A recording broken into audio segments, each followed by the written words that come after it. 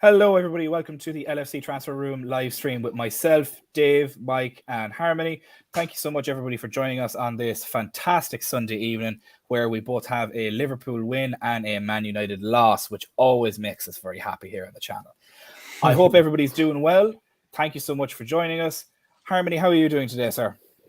I'm doing excellent. Had a wonderful evening watching the team playing a lovely, lovely brand of football.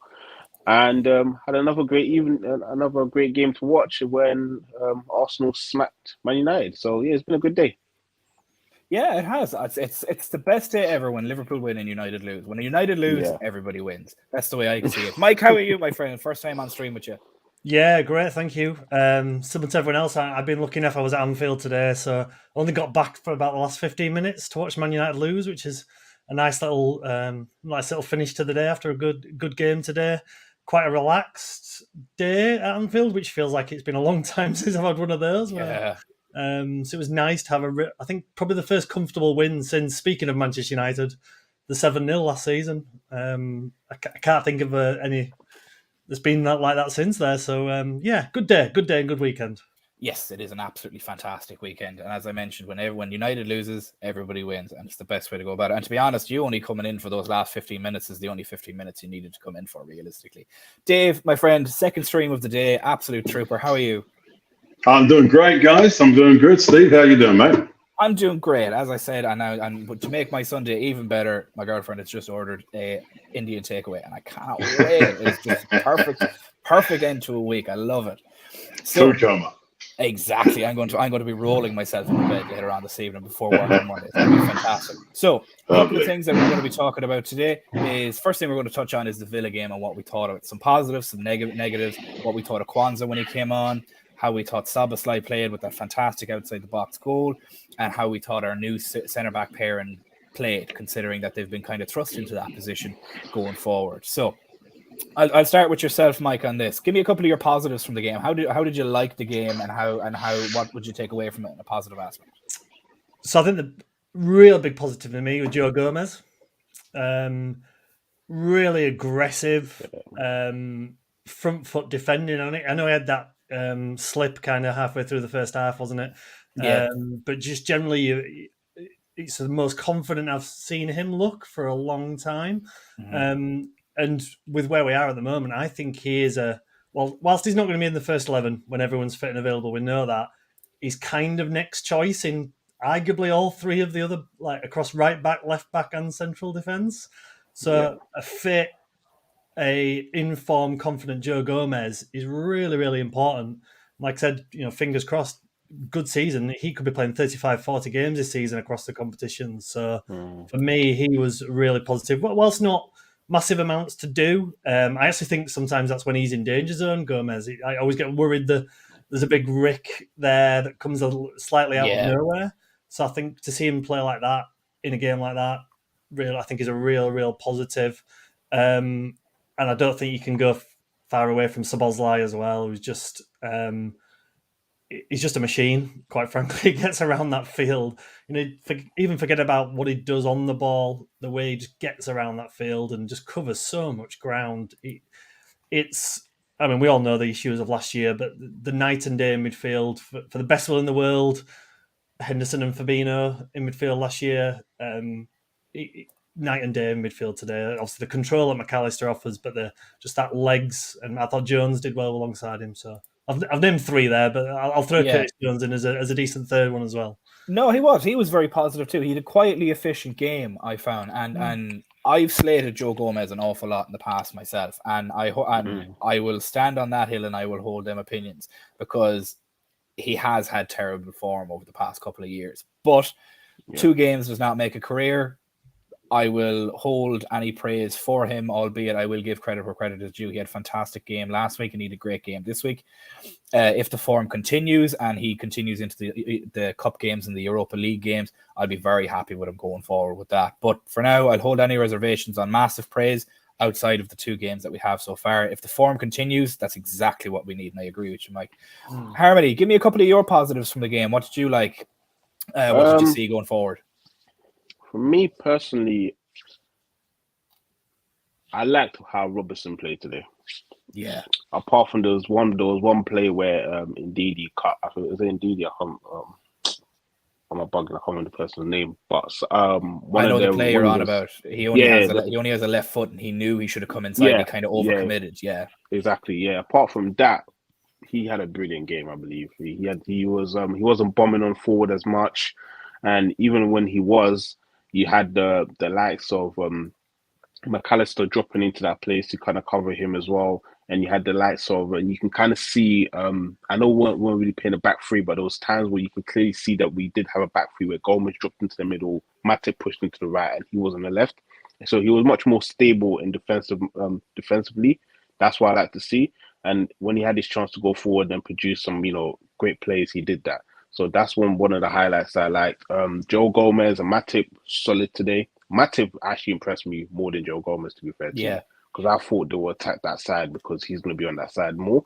But he held his own. He put some good tackles there, breaking the lines with certain passes, with certain runs as well. Yeah, so the defense really truly had an excellent game. And so we couldn't really ask too much for them because we thought, coming into this game with that defense, we're thinking, oh gosh, we're going to have some problems. This team, that defense is not going to hold up. They actually kept our first clean sheet, Yeah. So it just goes to show to you that I feel like these players, like kind of what Klopp said during preseason, they feel responsible for what happened last season, and that they kind of want to rectify that. And I feel like that kind of performance shows that yes, we want to show you guys. Yeah, we didn't perform well last season, but this is us this season, and Sobasai was absolutely brilliant today. Him and McAllister, even though he was playing out of position, I think that was his best performance in that position. And out of position. Yeah, in our position as well. So that was absolutely the way he controlled that game. There were certain times where I felt like the game could have been controlled more, but he actually calmed the game down, just kept it simple. And it kind of, when I was watching the game, it kind of reminded me of Man City a little bit. In terms of they weren't just rushing, trying to get attacking in. If they didn't have to play the ball forward, they just kept it in defense. Back and forth, and they just killed the tempo of the game. And Aston Villa couldn't get a rhythm because every single time we were switching it to quick, slow, normal play, quick, slow, normal play, and they couldn't keep up with us. So, yeah, those are my highlights of the game, to be honest with you. Yeah, I'd agree with all of them. Dominic Szoboszlai was a good shout. Jen, thank you so much for the £2. Great job by the boys, but Kev was the best. Indeed, Kev was the best. Kev is always the best, and Kev will forever be the best. Thank you so much, Jen, for the £2. As always, funding our January transfer window kitty from now on, and we'll hope to have many more things. Thank you so much, Jen. You've done great work this summer. Again. I can't wait to see what you do in January. Thank you so much for that. We've over 100 people in here at the moment, guys. Thank you so much for joining us. Before I move on to Dave and some of his positives and everything, I just want to say please do like and subscribe. If you've done that, make sure you have the bell notifications on for all future streams and videos with ourselves. We're here every day from 7:30 in the evening, UK time, and we're always on after a game as well, usually about 10 minutes after a game too. And with the amount of games that are coming up soon, with about a possible 27 between now and Christmas, we're going to be on an awful lot, so make sure you have those notifications on. Dave, some of the positives from your side. We've mentioned Szoboszlai, we've mentioned the centre-back pairing. I'll ask you this because somebody mentioned it here in the chat that, where is it? Núñez, he was very dangerous today. Now, to be honest with you, he had two chances he probably should have taken. The first one I thought was a little bit hard for him to take due to the angle of it. The second one, however, was an absolute sitter and he should have scored it. But beyond that, I thought he had a very good overall game. Give us a shout on how you thought he played during this game. I thought he was dangerous throughout, to be quite honest. I really thought he's a threat always, Núñez. Yeah. There is obviously some talk about his finishing skills. I'm going to be honest with you, Steve. I think you're a bit harsh today.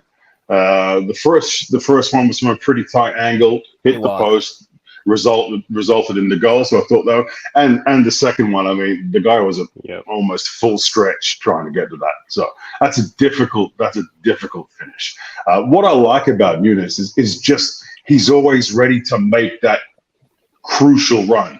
That run that's going to end in some result. He's always there. He's in between the lines. He's right on the tail of the last defenders. And as you can see, I think he's always the quickest guy on the pitch. I mean, that guy's lightning. So, I mean, I was super impressed with him. I think the finishing, will come as he gets more games. As we saw against Newcastle, I mean, those two finishes were just outstanding. So the guy's got it. I think the more people show confidence in him, the more he'll give back to the entire group. So I was really, really impressed with him today, and I give him a good mark for sure for the result. Two players that haven't been mentioned. My player of the match was definitely Trent. I mean, the ability that he has, the only person for me, at least in the Premier League, that even is in the same conversation as Trent is Kevin De Bruyne. And outside of those two, I don't see anyone who has that kind of passing ability within the league. I thought Trent was in control constantly. His vision for a forward pass, amazing. His tactical awareness today was fantastic. I mean, when the team lost the ball, he was straight into the pockets that he needed to be, always trying to sweep up. And overall, as a defensive, I mean, we all know he's not the greatest natural defender, but he does his job. And I thought that was amazing. And no conversation, no mention for Luis Diaz. I thought he was, once again, every time he got the ball, it's like they started quivering at the knees, man. He's just outstanding. He didn't put a single foot wrong in my eyes. I thought it was an outstanding performance from him. And as you said, as you guys mentioned as well, Szoboszlai, I mean, wow. Doesn't do anything wrong, does he, the guy? And he's just full of power, energy, great shot, great awareness, making runs down the side to do the overlap and give the winger a chance to drop something down the line. Crosses, corners, set pieces, absolutely fantastic. McAllister was great at 6 as well, not his natural position, but I thought he did a fantastic job. And for me, the only disappointment of the game was Diogo Jota, because when he came on, he was just rubbish. So that would be my negative for the game, but it was a great performance from the lads. Once again, I think Klopp and Pep Linders deserve some credit. Some of the tactical pieces they're doing in different parts of the game, it's just a game changer. And you can see there are times when Liverpool are sort of sliding away from having that grasp, and then they sort of grab it back. And I think that's one thing that the bench is doing well. And I think also the substitutions that they're making for the most part are absolutely spot on. So super impressed today. Yeah, the Newcastle substitutions as well really showed how the coaching side of it can actually influence a game, and how Klopp brought on the particular right players at the right time, as opposed to Eddie Howe taking off the two players that were causing us the most problems at the wrong time. He took off their engine in midfield in Tonali, and then took off Anthony Gordon, who was giving Trent nightmares. And he just took the two of them off, and then that's when the game changed. And I think that's essentially how he lost the game. We didn't necessarily win that game as much as Newcastle lost it, not to take away anything from our performance and how we dug deep there. But if Eddie Howe doesn't take those players off, I don't see us getting 2 goals either at the same time. And the coaching showed in it today as well. I thought it was very interesting in how Trent sometimes even came into centre-back and let Joe Gomez out on his right-hand side, or Matip out on his right-hand side. Thought that was a very interesting point. And to speak on Trent, Jen is after asking her what's the news on Trent. He is currently going for scans. He said it's a hamstring to Klopp. Doesn't think it's all that serious, but happily he will not be playing for England because of it.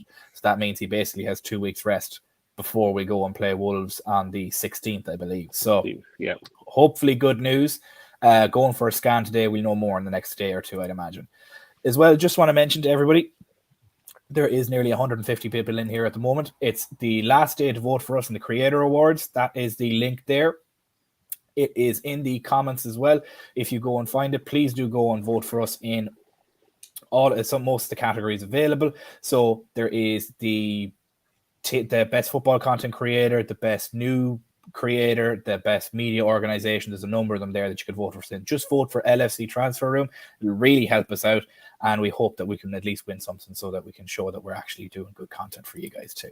So just to move on then to the next point, which is FSG decided to not sell Salah. They refused to sell Salah. So what happened is that FSG and Klopp kind of came together, and they said that due to how late this is in the transfer window, it's not financially feasible for us to sell him now and then to continue to compete. Now, something that I noticed in the game, and I don't know if anybody else noticed it as well, he didn't seem all that happy after his goal. Normally, he's fairly happy. his body language seemed a bit off. Now, maybe that's me being a little bit paranoid, but I'll ask you, Dave, how did you feel about his body language after his goal? Was it the right sort of attitude, or did you feel he was kind of eyes elsewhere, so to speak? I think lately, in general, he hasn't really been going crazy with his celebrations. I don't know if it's just a maturity thing, if it's an age thing. Difficult to say, but I would rather focus on his performance, and his performance today was outstanding again. So I'm absolutely okay with that. With regards to the FSG situation, I'm not as big on the FSG out bandwagon as everybody else. I like to think of these things in a very pragmatic way. If not FSG, then who? Number one. Is this person going to be, or is this person or group who comes in to take it over from FSG, will they be any better?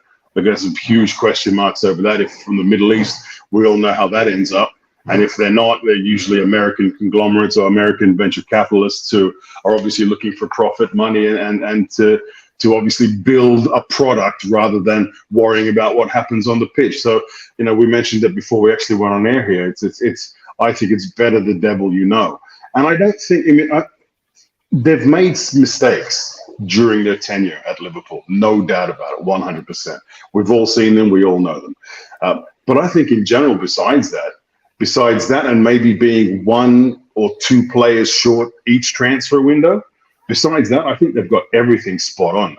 I think it sort of works in well with the Liverpool we know. You know what I mean? We've never been that club that's gone and spent 150 million on a player. I don't think we ever will be. We've never been a club that rotates players in and out like crazy. That's not the Liverpool way. We've always had a great sense of community between us. I think it's all gone pretty well under FSG. If you look at where we were when they took over, I believe it was hours away from administration. We've got to give them some credit as well. So I know there's going to be a lot of the haters out there who are going to stamp on me and stomp on me for saying it, but I'm not that desperate to get rid of them, to be quite honest, because I just don't see where the end game is. To be fair, I just don't see it. So better the devil you know, and hopefully Mo will stay. I mean, I said this earlier on today. I think Mo will go next year. I don't have much doubt about that, unless he really has a hunger and desire to continue in European football to win European trophies. Then I think he'll move on. And I think if he does move on next summer, I think pretty much everyone will be okay with it. He'll get a great send-off and wish him well, hopefully get somewhere between 50, 80, 100 million for him and do a bit of shopping. So no, I don't see any problems with that. Yeah, no, I would agree with you on an awful lot of that as well. And I think so. Paul mentioned it here in the chat, and I have it started here as well just to say it, that I'm overthinking it a little bit. It was the third goal, so nothing much to celebrate. I think you could be right, Paul. Maybe if it was the first goal to break the deadlock, he might have been jumping around a little bit more. Maybe it's just in his character, but I suppose when you're looking at it through the lens and the context of the past couple of days with the transfer news and the rumours and everything got to do with that, you'd wonder, have eyes wandered? But maybe I am overthinking it and being a bit paranoid about it. Something as well that somebody mentioned in the chat as well, and I'll ask both Harmony and Mike about it, and yourself as well, Dave, is that Evan Ferguson, my fellow countryman, who is somebody that we could monitor. Now, he has basically been courted by United for the past while, and they should be, and he's a United fan, so that kind of might go against us a little bit. However, speaking to your point, Dave, of how the ownership is at the moment, the United ownership is in shambles, and that club is in shambles currently at the moment with how they're being run and how everything is going.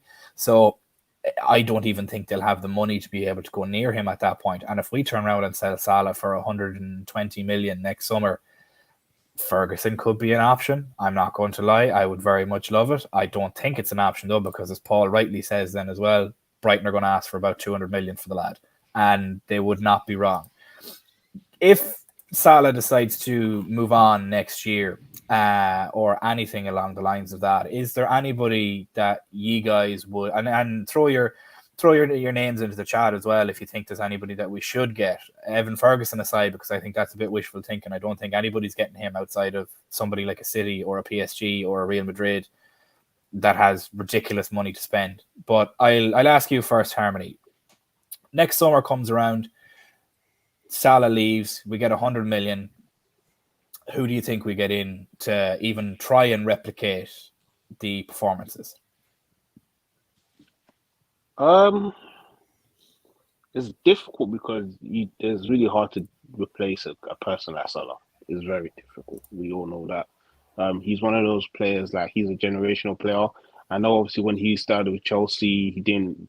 We would never say something about something like that for Salah, but these last 5 to 6 years, he's shown you that he's a generational player. You're not going to get another guy like him.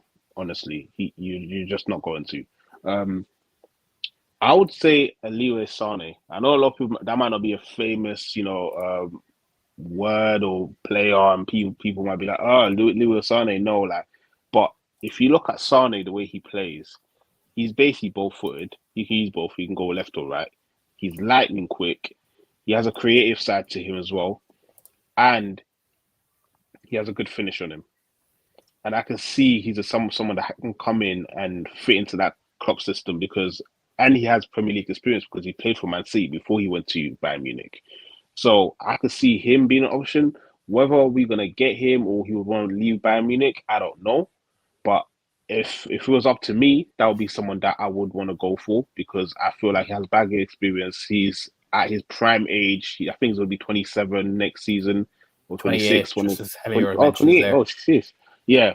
No, getting onto age. And I believe that could be another reason why we can get him because we know we can keep him there for a little while and we can, put Doak behind him to kind of learn and, kind of just keep growing. Instead of us getting someone younger, that's going to hinder his growth. That's going to hinder his opportunity to kind of get into the first team.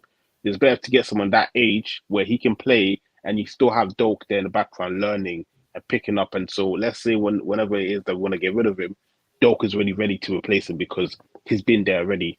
So that's how I'm looking at it. And just to kind of go talking about the whole, Salah, how he's not celebrating his goals, that goal particular. I think he's probably just looking at it in terms of his performance. He hasn't been performing at his best levels, honestly, because he could have had 2 goals today. He literally could have had 2 goals today. And there was one of his chances where I don't know why he didn't shoot, but he took so long to shoot that the defender just crowded around him. Elliott was there to pass it. He didn't pass to Elliott. He did win a corner, but I think he's probably just upset about his own performances. Yes, he's happy. He's happy to score, but I feel like he's probably thinking, I could perform better than this. Why am I not performing better than this? Why am I not, doing what I usually do? So I feel like that's all it is. I don't think it has anything to do with the whole Saudi situation. I think it's personally just him probably looking at his performance and thinking, I could have done better. Holding himself accountable, Yeah. Yeah, I think that. Mike, something that Paul mentions here, and I don't know if this is a Paul Mercer fan account, but he mentions Salah's replacement must be left-footed. Would Arsenal sell Saka? To parrot Paul Mercer's point is that, would you think Salah maybe goes in January, considering how close it was to the end of the current window? Would we be better off letting him go in January if we're in a good position and then bring in somebody younger like Bakayoko or Bagayoko, I think that's his name, or from PSV, or as Paul Mercer decided to say, we go and try and get Saka. Don't know how that had happened, but also as well, or do we just let Doak go for it? Because Paul mentions here that he needs to be a left footer in the current system. He does, but he could also be a right footer. If we have Núñez as our main number 9 going forward. But Mike, more to the question posed to you, do you think he goes in January, and do you think that'd be a feasible thing to then move off him at that point for whatever money comes in, 100 million, 150 million? I guess the thing to throw into this is that it's AFCON in January, isn't it? Yeah. So Salah is going after the first week in January till probably first, second week in February anyway. I guess that's a possibility in a way if you've got that money, a player that you wouldn't have for 5 or 6 weeks, and get his replacement in. There's probably a little bit of sense in that. I'll be surprised if he doesn't go in the next week or whatever the transfer window is in Saudi, doesn't play the full season personally. Saka would probably be the ideal perfect one. I'd be amazed if that happens, absolutely amazed, but you never know, do you? I think the point you've made there is around I'm not sure we're going to go for exactly a direct replacement, as in essentially a 30 goal a season right winger, because there's not many of those around. There's none, there's really. a couple of interesting things. And there's obviously Núñez. We've gone from having obviously Firmino for many years, a kind of 15 goal a season striker, and I think Gakpo's probably along that lines as well. But we've got potential with Núñez to have a 30 goal a season striker for the first time.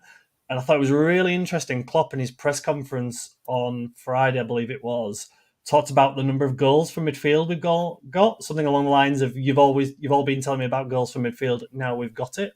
And obviously we got that today. So I'm wondering if it's kind of part of the evolution that he's already looking at, is bringing a right-hand-sided player who get, again, you kind of, should we say, a bit more normal than Salah, a 15-goal season type player, whether that's a Leroy Sané type, I guess he'd fit that. Núñez gets some more, and then you throw in, like I said, Szoboszlai, McAllister, Gravenberch, people like that, getting 6 to 8 goals a season, rather than what we've had realistically midfield, which is, I think a couple of years ago, wasn't the Fabinho got about 6 or 7 in a year, but apart from that, very, very little. So for me, I think we might see more of a bit of an evolution, and I thought it was really interesting as well that we didn't see it for very long at Newcastle last week until the sending off, but anyone who's ever been to Newcastle will know that you get quite a good view of what's going on in the game because you're about 100 miles in the air. We essentially were playing 4-4-2 for that first 20 minutes. And Salah was almost in the kind of number 10 role, and Szoboszlai was I think he was a winger, but he's a right-hand side midfielder. So I'm wondering if there might be quite a bit of 4-4-2 in this year, and Salah would not suit that right-hand side in a 4-4-2. He could play one of the front two positions, I'm sure. So I'm wondering if that might be part of the evolution as well. So 4-4-2, 4-2-3-1 type of formation. And I guess I see someone in the comments mention Harvey Elliott there. That's where he, I guess, could come into that.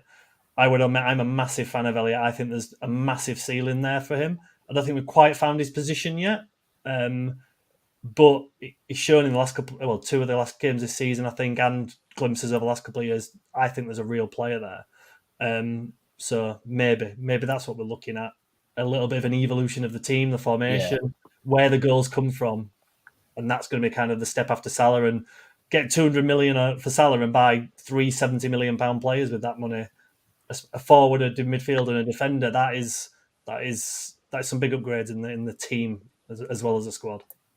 Yeah, it all really depends on the evolution of the squad and what way Klopp wants to go, because realistically, you're not going to find another 30 to 40 goal winger in the league at the moment, unless you go and try and sign Kylian Mbappe. But even at that, I don't think he's not proven to have been able to replicate that in a Premier League environment. He's playing in a Farmers League at the moment, so he may not even end up doing it.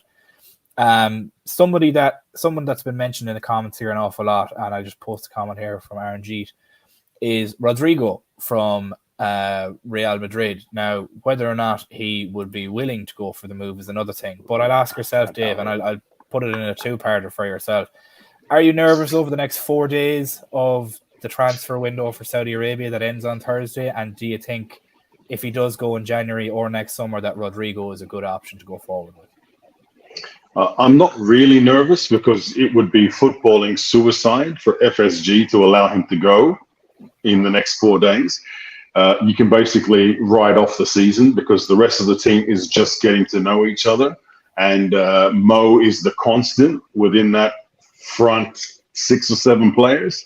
So I think it would be suicide. So I don't think they'll allow it at any cost. So I'm not worried about that. Rodrigo, super player, really like him. There's always an issue, in my opinion, with people coming from Real Madrid. They never want to leave. So I don't see an option for a guy from Real Madrid coming to Liverpool at this stage. There's too much glitz and glamour in Madrid, and there's too much hype, and there's too much money. Good weather as well, absolutely. But I don't see him being a realistic option. For me, the lad from Napoli, whose name I have no chance of pronouncing, is the one. No, he's from Eastern Europe. Yes, I know the gentleman you're on about, yeah. Yes. He is fantastic. Now, I don't believe he's a left footer. And with regards to the argument about a left footer being on the right, we have to understand that Mo Salah hasn't been that guy for 2 years now, the guy who cuts in and scores amazing goals from outside the box. He just hasn't done it. I don't remember one in recent time where he's done that thing. So he's been more around getting down the right, then finding himself a bit more in the middle and scoring goals that way. So I don't think it necessarily has to be a left footer. I like the lad from Napoli. I mean, that guy is quick. He can dribble. He's electric. He reminds me of both Mo and Luis Diaz. Do you want to give the name or pronounce there? Kvaratskhelia. That's the guy. That's the guy. He cost over 100 million. There's no doubt about that. But if we have money in the bank from Mo, I think that would be a super option.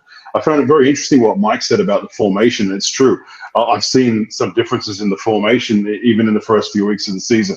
I think they're probably leaning towards a 4-2-3-1. That's what I think, with Nunez being the focal point, with the two wingers bombing down and supplying, and probably McAllister and either Endo or whatever dropping into the 2 sixes with Szoboszlai, Gakpo, Gravenberch all filling in the other role. And there can be some rotation. They're all flexible.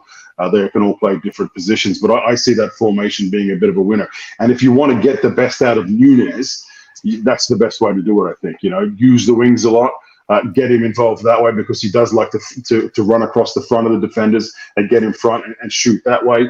But he can also, obviously run the lines as well. So I think that's the sort of formation that I can see Liverpool going in. What does that mean for the inverted role that Trent's playing now? I'm not so sure. So perhaps I'm way off, but I don't know. With regards to the players we have and sort of the way they play, for me, that 4-2-3-1 makes a lot of sense. But I do like what Harmony said about Sane as well. He'd be a really good option. I mean, the guy's, whatever you want to say, he's a fantastic player. I still can't get that goal when he scored against us, when it was a couple of seasons ago. It really broke my heart in the last minute of the game. I was actually at the City Ground, whatever it's called now, the Ittihad, as a guest from someone in the City fan, and I had to keep my mouth shut, otherwise I was risking a beating. But I was dying, absolutely dying. So yeah, I think they're all interesting options, and I think it's going to be a very, very interesting 12 months ahead for Liverpool. Yeah, it's.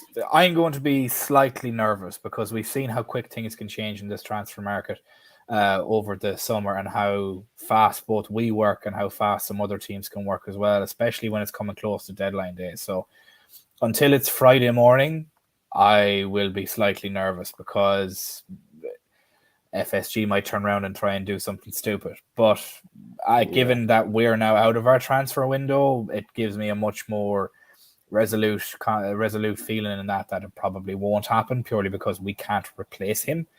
Whether we were in a transfer window or not, we can't then go out and purchase people to even try and replace him in the aggregate. So with that alone, I think we're fine. We don't need to worry. But at the same time, I would slightly be worried. Moving on to our next topic, and before we do so, we've over 200 people in here watching ourselves. So please do like and subscribe, have your notifications on. Thank you guys so much for watching. And if you have a moment, please do vote for us in the Football Content Creator Awards. We would very much appreciate a vote in multiple different categories. Best New Creator, Best Young Creator for Kev, because he loves that category. The Best Media Organization as well. There's multiple categories there. Just vote for LFC Transfer Room in there, please. And we would very much appreciate it. Thank you so much.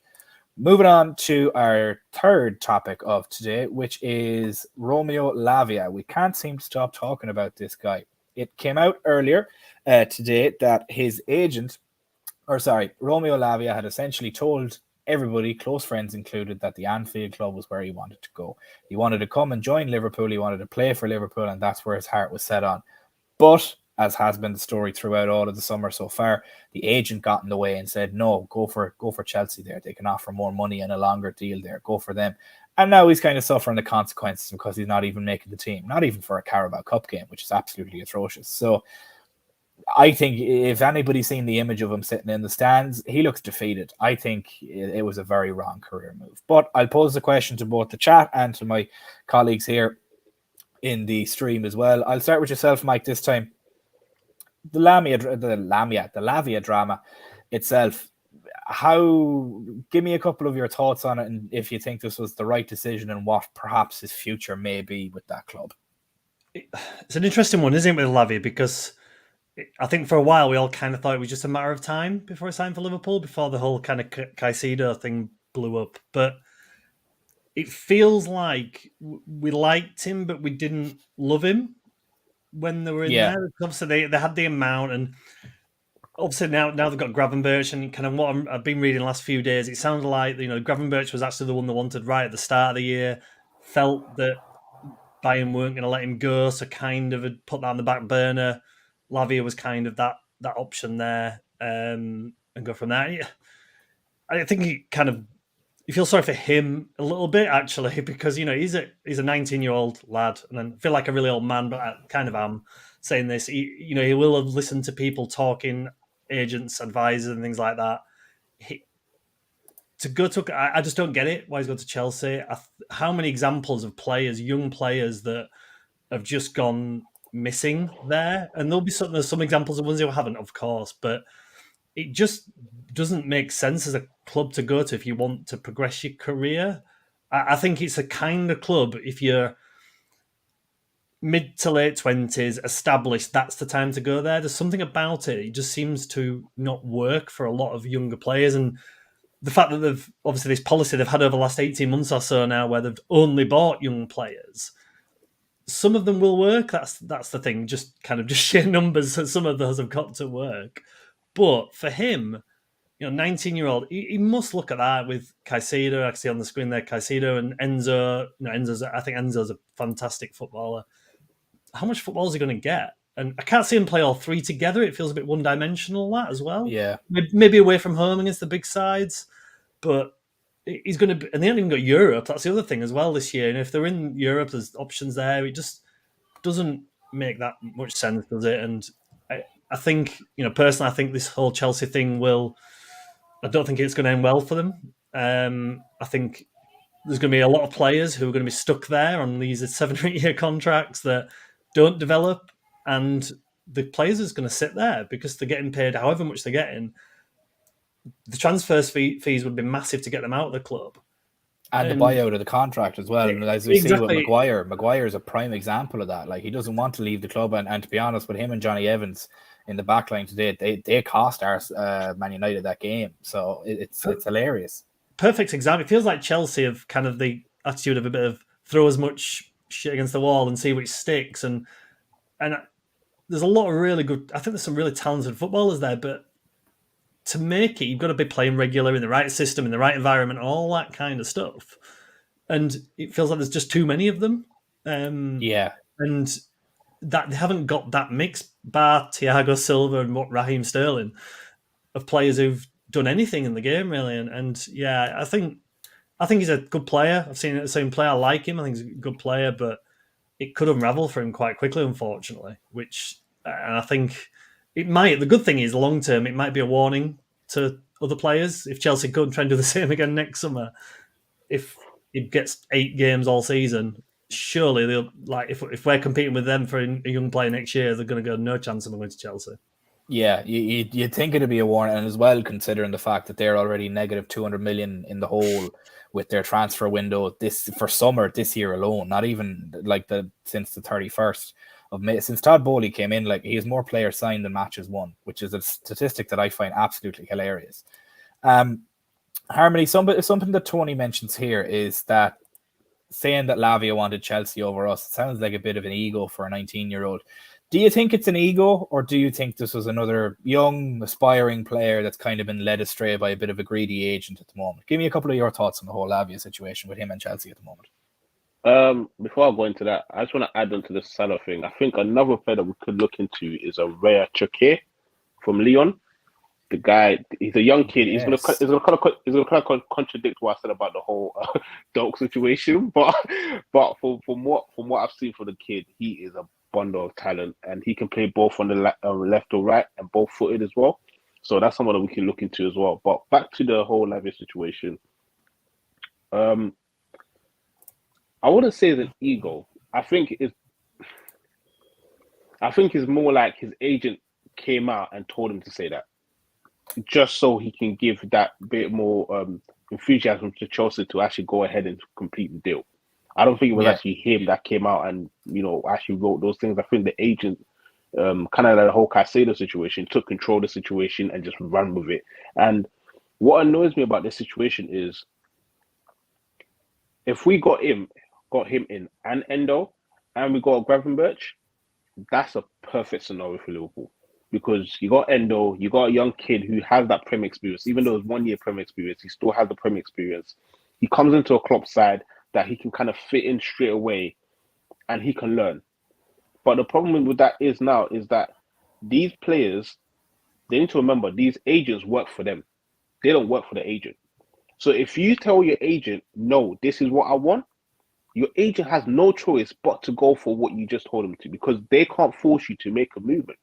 So that is the problem about these young players. I think they're just getting led. They're having the wrong people around them, wrong people in their ears, giving them the wrong advice.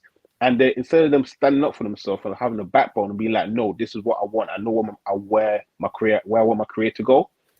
This is where I want to go. They're not. They're just kind of chasing and listening to these advice of these probably old men that they think, they know what's best for them, when they really don't. Because they're just looking out for their own interests, because they're just looking at, how much money am I going to get from this deal? How much money am I going to get from this deal? That's all they're looking at. They're not going to be playing on the pitch. They're just looking at how much money they're going to get out of this deal. So, to be honest, I don't feel sorry for him. I think he made his own bed. Now he has to lie in it. It's just sad to see that these young players are going to this team that is going to destroy them, giving them all long-ass contracts, and what these agents don't tell them is there's only going to be 11 players on the pitch. Not all of you guys can play. There's only so many minutes that the manager can give you. So there's going to be times where you're not even going to play. There's going to be times you're not even in the team sheet. There's going to be times where you have to compete all the time to even get a couple minutes on the pitch. These agents are not telling these players these things, but they're just seeing the money. They're not seeing the long-term effect they can have on this player. They're not seeing the long-term effect they can have on their career. And that is where I don't feel sorry for these players, because I'm like, if you're surrounding yourself with the wrong people and you're taking the wrong advice, you should have the knowledge to be like, I know what I want for my career, and this is what I want. I don't want to do that. But if you're sitting there just listening to your agent and just taking everything they say to you as gospel, then that's your fault. No one forced you. No one forced you to go to the team. So it kind of makes it difficult, and I think we just have to see. We have to see what happens with Chelsea. I hope they get what was coming to them, because I feel like they're just ruining young players' career. 2, they've ruined strikers' career. Every single time a striker goes there, it's almost like they can't finish, they forget where the goal is, and everything just goes downhill. And I feel like that club is just a shambles right now. So let's see what happens. Honestly, that's where my stance is. Yeah, I'd be very much in agreement that he's kind of made his bed and lying it. Like, he's a 19-year-old kid. I would have to say, however, I defend him a little bit in that I think he has been led astray a little bit by the agent. I think the agent is kind of promised him probably the sun, moon, and the stars, and is probably not delivering on it. And I said it earlier on this summer a couple of times that the agents, now it's still with the Court of Arbitration, Sport and Arbitration in Europe at the moment, but the agent fees are now being capped at 6%. No longer going to be massive fees. The likes of Caicedo's agent got 10 million from Chelsea. Jude Bellingham's agent got 20 million from Real Madrid, and the seriously silly numbers that are going there. So I think an awful lot of it was agents trying to get that last bag of money before this came in, and now all of them having to have passed the test as well, I think, is a major thing. Dave, I'll ask you the question on Lavia's future. Do you think he stays at Chelsea even beyond January? Do you think he stays there beyond next summer? Is his future in a loan out, or is his future destined to be sat on the sidelines and just burning a hole in a paycheck? That's a very complicated question, but I think he'll be there for a couple of years. In my opinion, they probably see him as the understudy to Caicedo at this stage. But the lads made the wrong move. We all know that 100%. I was actually, and this is probably an unpopular opinion, I was very, very happy with Liverpool's stance regarding the purchase of Lavia, because This kid was 19 years old. I think he started 19 games for a relegated side. He's got talent. He's definitely got talent. But this is a kid who hasn't played that much top-level football. So I would put him in the 25 to 35 bracket at this stage. Talking about 45, 50, and what he eventually went for, 55, that's just, I'm sorry, but that's just stupid. Just as stupid as Caicedo was 115 million. Absolutely stupid. Well done to Brighton and well done to Southampton for, obviously, excuse the terminology, raping the other club like hardcore.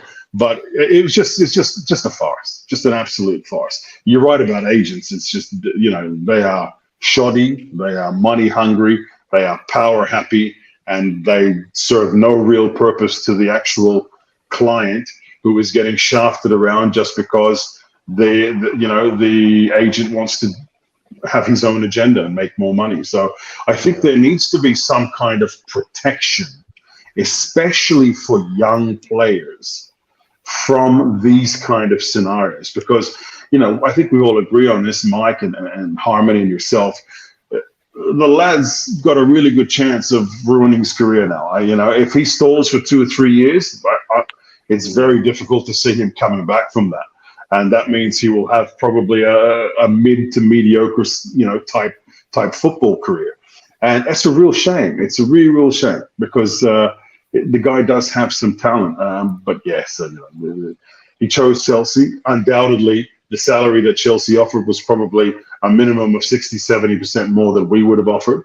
So, they see the bright lights. They see the 9-year contract, was it, that he's on? 9 years? They see the years. I think it's 8 years. 7 with an option to go to 8, I believe. Yeah. 7 with an option to go to 8. Ridiculous. So no matter what happens to his career, this guy is banking for 8 years, for 7 or 8 years. He's banking. He doesn't have to worry about anything. His family's taken care of. We saw the pictures with his mum. They obviously don't come from a wealthy background. You know what I mean? Humble people by the looks of it. He's banked. He's done. What the shame is, his football career is probably going to suffer because of it. So that's how I see it. I think it's interesting, actually, so kind of on this subject. I don't know if anyone's seen, but after the game, Ten Hag's come out and said that Sancho wasn't involved today. Because, I've seen that. Because he hasn't trained well. And I think, actually, this is quite a similar thing. A player who obviously went to Dortmund, didn't he, very young, but then did Man United sign him when he was about 19, 20, and apparently was basically on the same money as Salah, isn't he? 350 grand a week or something like that. And this is probably a great example. Obviously, I don't know the details of.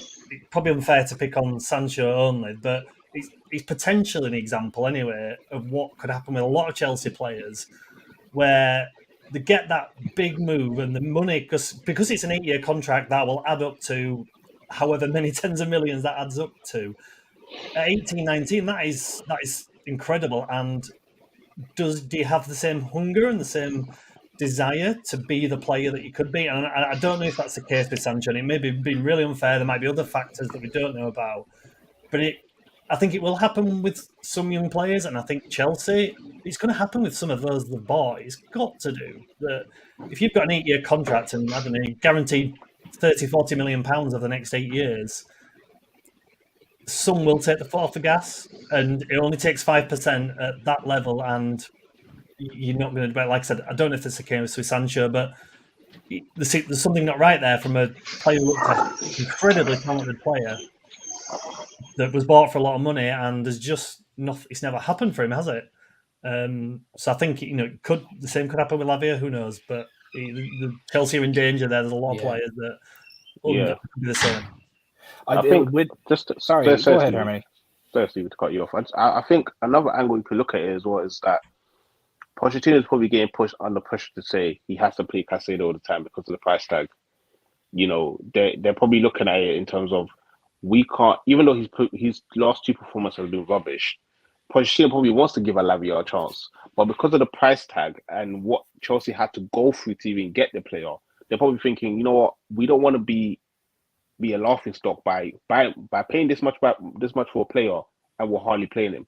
So I think that's but then for Lavia to not even make the bench though. Yeah, but Lavia doesn't even make the squad. Is the worry. I know. It's just I think that's what I think is like it's confused. In that part, it's confusing. That I don't understand because I don't see why he can't make the bench. It's not like they got anyone else to replace a Caicedo on that bench that can play that position. Apart from obviously, I don't know who else plays in that position for them because they've got so many players. But I'm just looking at it in terms of the price tag situation and what the whole media situation that the whole Chelsea and Liverpool were going through. And I think there's just so much pressure on Pochettino right now that he probably just doesn't know what to do himself. He's just putting in the best, what he thinks is going to be making the owners happy, and the owners are probably just sitting there saying, "Oh yeah, this is good." So yeah. I don't know if I can I tap in very, very quickly? Yeah, go for it. Commentator saved. I'll come back to it in a second, but go ahead. Dave. One thing I think we really need to consider in this whole situation is the fact that I think Chelsea did to us what they thought we were trying to do to them. So I don't believe at any point they really wanted the player. I think they were very pissed off at Liverpool for what happened. And we all know that was manufactured by the agent, because there's no way Liverpool would go in like that unless they had some pretty decent assurances that the player wanted to join. However, obviously that was all made up by the agent, and obviously Liverpool looked like the fool. I think that really upset Chelsea. And I think they said, well, listen, we spend money. We don't care about money. We just do what we need to do. We'll probably fit this player in somewhere. Let's just get him on. Let's just pay him a bit more and get him on. So I think that's something that really needs to be taken into consideration. It was a little bit of, what's the word I'm looking for? Revenge. Yeah, as to try and slight us in that regard. But Yeah, absolutely. enough, they've only shot themselves in the foot. If you look at it from a purely financial point of view with Chelsea, I think somebody did the maths in the group not too long ago, a little group that we have in our team, and I believe it's somebody that is quite good at it. We have two guys that are very, very good at their financials and their maths in the group, and I think it was that even if Chelsea make Champions League next season, they still need to recoup about £200 million, which is hilarious considering, and that's if they make Champions League. And in their current form at the moment, they don't seem like they're even going to come close to making anywhere near the Champions League. So that number could go up to 250, 300 million. I think the whole Caicedo drama, just we left the bid in there because they had to outbid us, meaning that we made them dig their hole deeper, and then they went and Todd Bowley's ego got in the way, and he tried to slap a big dick on the table and said, now we're going to take Lavia too because we can.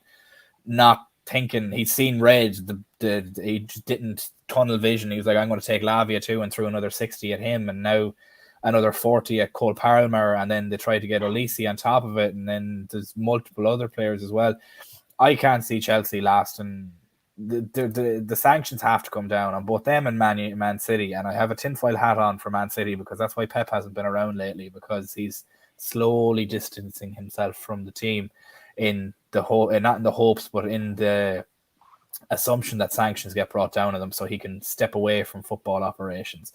But something that's mentioned here that I thought was very poignant, and something that Paul mentions, I wonder what Lavia is thinking after watching Chelsea yesterday and then seeing Liverpool today, and the love that Szoboszlai and McAllister, I'll add McAllister in there as well because he got love as well, the love that the likes of Szoboszlai, McAllister, the applause that Endo got coming onto the pitch today, the applause that all of the guys got coming onto the pitch today and off the pitch, and the love that they all received, and the fact that he sat in the stands watching them and can't even get on for a Carabao Cup game.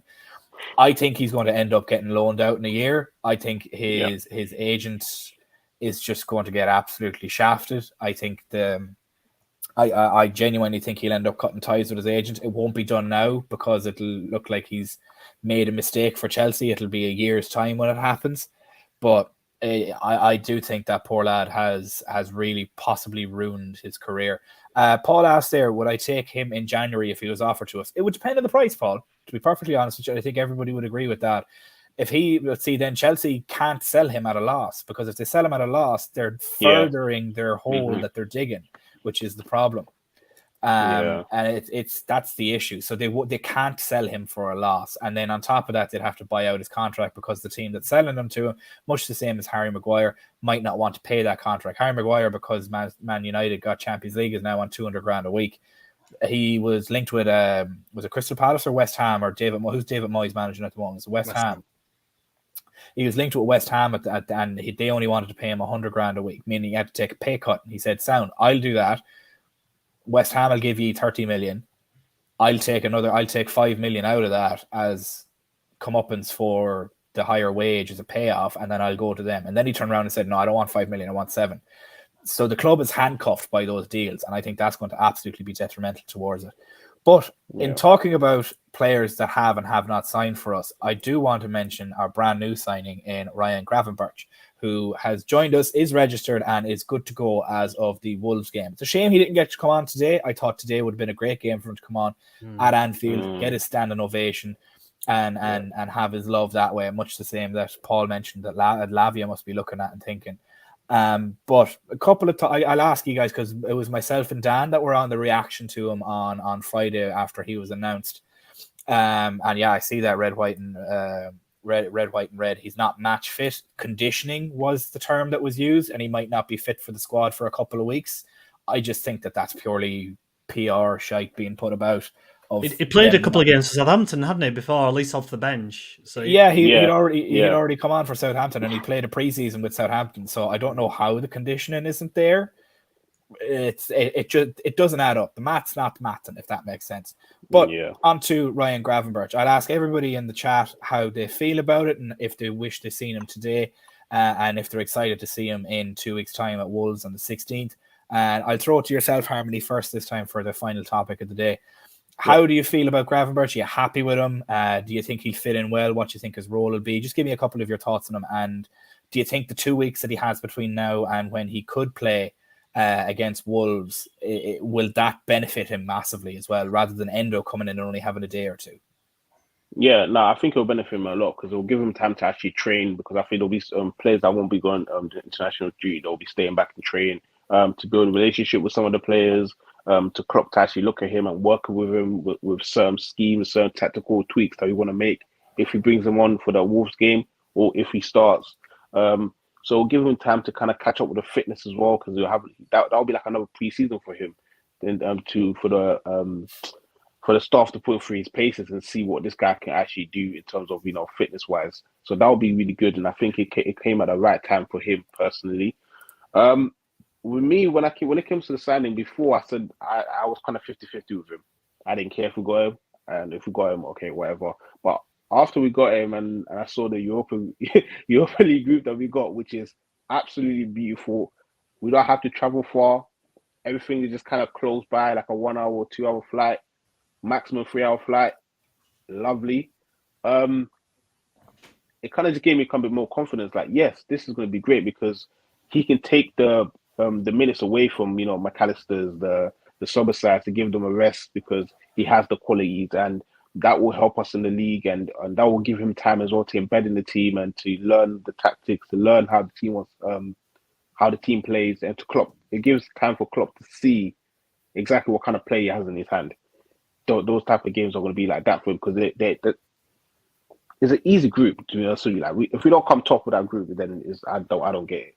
So that is the reason why, after just realizing that and seeing the draw, I was actually happy. I was like, yes, I'm glad that we got him. And he provides competition in the squad, and that's what we've been asking for all this time. Just competition.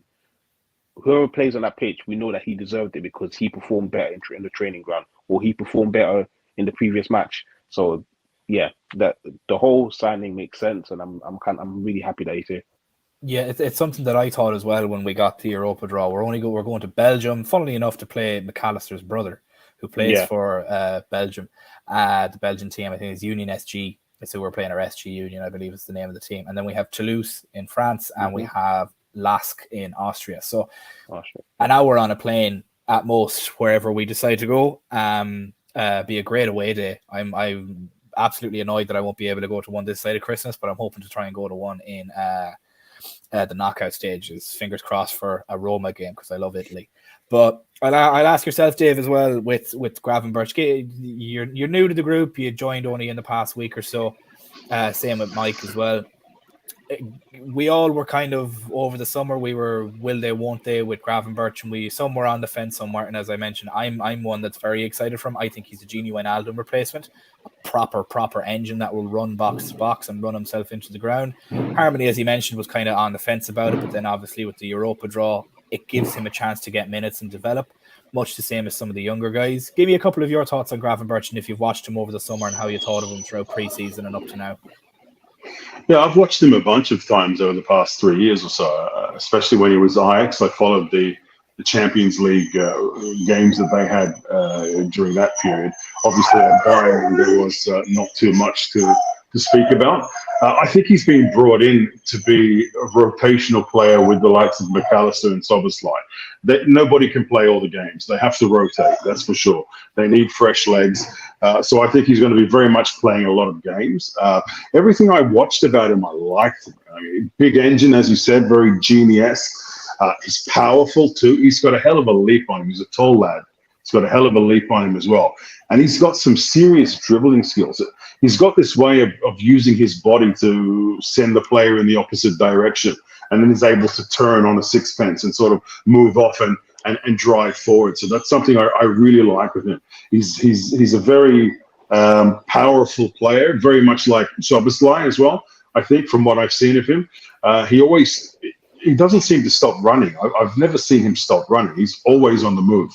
And that's very much the Liverpool way. Pass and move, find your spaces, drive forward, that sort of thing. So, no, I'm really hopeful for him. I really like the signing a lot.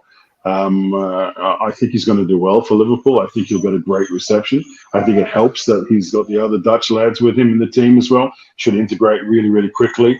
And as we can see from the pictures in training, I mean, this is a team that's together. They love each other's company. They're all driving towards the same achievements. They're all motivated. They play for the badge. They play for each other. They play for Jurgen, of course.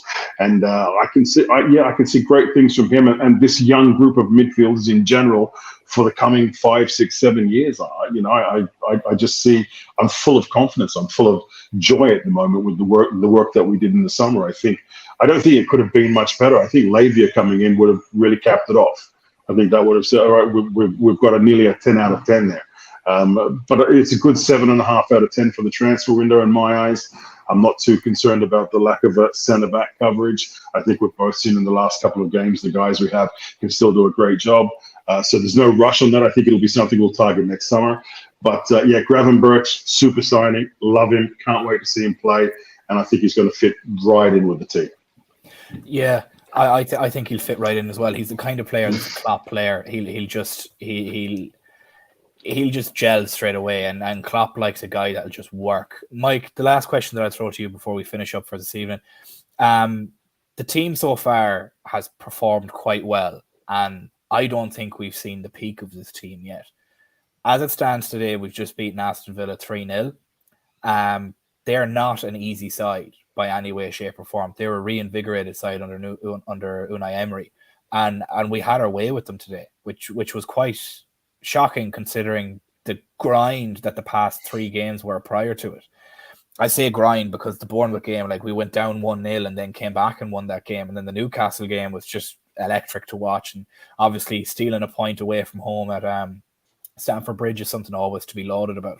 But given the fact that we're getting Konate back, we're getting Virgil van Dijk back, Thiago is going to be coming fit again, Jones has now come back, Stefan Bajcetic is coming into this team again.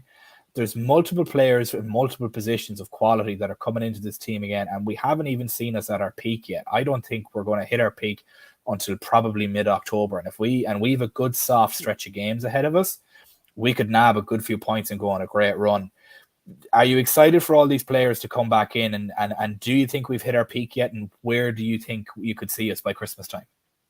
No, it's a really good question. I think this team has got a long way to go. I think there's a lot of high ceiling with this team. I saw someone mention there about the number of young, exciting midfielders. What I like about him, as well as just kind of individually, the variety in there as well. I think it's interesting. There's obviously been a bit of talk about essentially a number 6 type player. I'm not sure we're going to play with a 6 very often. And if you look back into Klopp's early days, if you think of the first Champions League final we got to, it was Milner, Wijnaldum and Henderson. We didn't play with a 6, but they all essentially put a shift in. None of them were 6s as such. Yeah. And I kind of think it's quite a similar setup. And I thought it was very interesting that Jones started today and not Endo. That feels like that's Gravenberch's role, once he settles in. And I think this team's got a high ceiling. I think it's exciting. I think Liverpool as a club, and I think Klopp's like this, and a number of our players, if we get on a roll, we get on a roll. I think we keep going. And we've had a tough few games, got through them. A couple of games next coming up that we should win. Then there's a couple of tough ones as well. if we can get through that and we're in touching distance of City within 3 or 4 points, there's a real run between November and December. If you look at the fixtures, could really go for it. And I think I think we can win the league this year. I don't think we will, but I think we can. I think things would have to fall in our place. Fitness for our players is an obvious one for the real main players. And City, think a few things. Obviously, they've already lost De Bruyne. They've had a really easy start when it comes to fixture. I mean, you couldn't have picked any easier for them. All I'll say is, if Haaland got an 8-week injury now, they're a completely different animal, and thereafter, I think we could win it. I think we'll win the Europa League. I mean, I'll be honest, I've already booked my hotel in Dublin for the final. Right. I fancy it. I think we will. Yeah, City are the favourites, of course, to win the Premier League. Yeah, I think we're the most likely team to challenge them, personally, because, like I said, because of first the experience of doing that, the manager we've got, the kind of momentum we can get that I don't think other clubs have got.